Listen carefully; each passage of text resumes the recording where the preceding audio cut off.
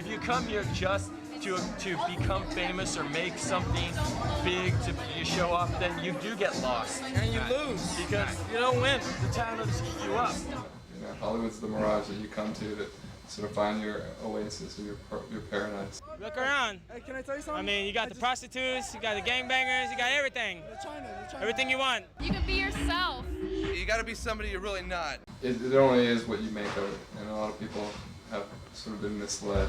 Fame, money, and women. In that order? Women, money, and fame. It's always women. Who wants anything but money and chicks? I was excited thinking that you would never get it. Tennis is already done. Tennis.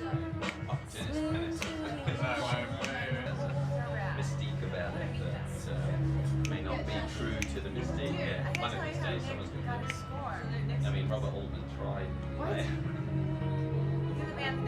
Those player was really good. Really, I thought it was very honest. Met this girl at a club.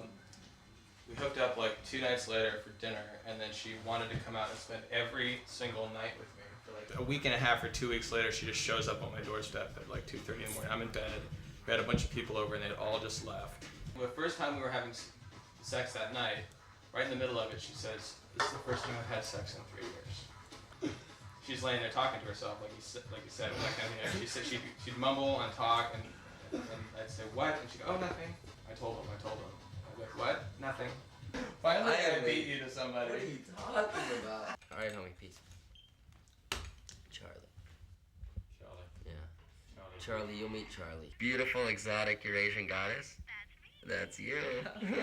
Hi, how are ya? Yeah, that's good.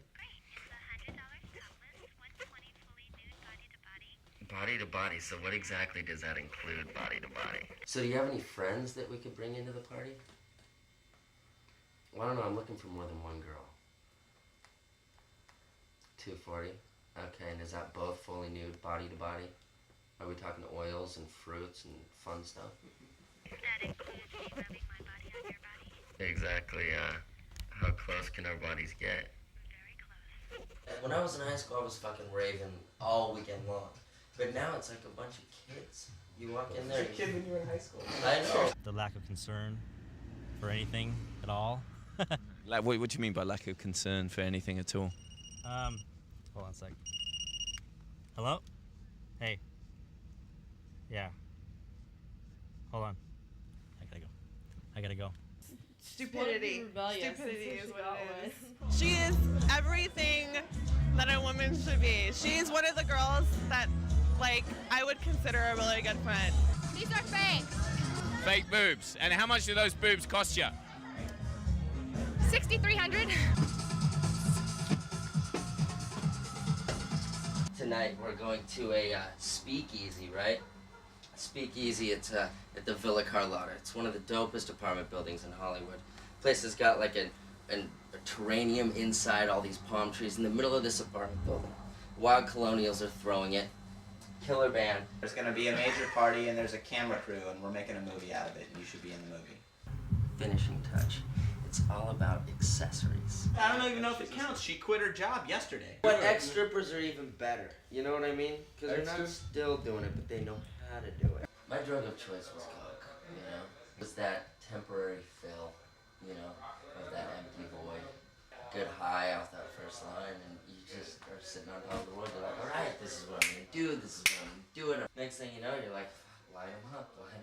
It just triggers everything else. Then it's like, then you can't get enough of anything. You know, I totally forgot who I was and what I was about and what I believed in. No, you're horny enough to fuck the crack of dawn, but you can't get a stiffy to save your fucking life, you know?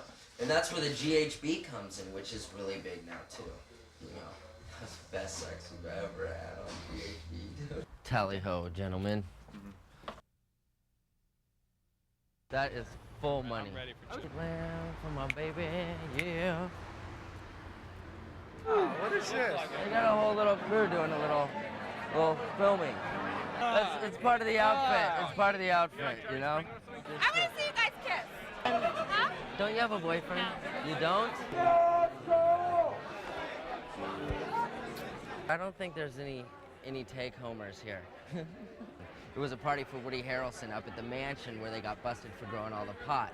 It was amazing. There were what? Up your rum. Gina Amoroso. I didn't realize there was so Your much place is so light smell. dope fresh. Yeah. Look at this. It's absolutely fun. I love it. My ass got grabbed. You went to San Bernardino first. Okay, so I'm Josh. I'm not gonna take you right on the hood, okay? You're Josh? Yeah, Josh. Josh. Hey! We found $100 on the ground and directions. GHB. It's it's like a water bottle, your standard. You know, not the smallest size, not the full liter size, somewhere in between. How much is it a hit? They're giving. Giving? Apparently, That's it's a cool. thank you for cigarettes and pot. Hey, that's nice. Want some? Sweat water, yeah. Ooh, tastes just like sweat. Just exactly like a big bottle of sweat. It's good strong stuff. I think Olympic is up there. Thank you, brother. Appreciate it. No problem. We'll see you at the other fucking. If you depends on what you take with it, you know. I've done G and then been fine 2 hours later, totally sober. You still do that? G? No.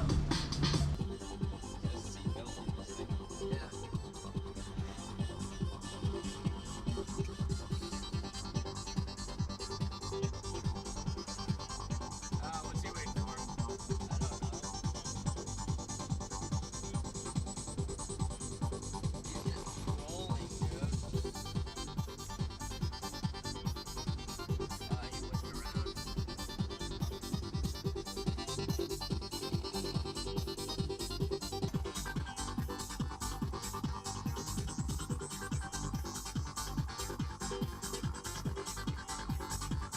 What are you looking over there for? I don't know.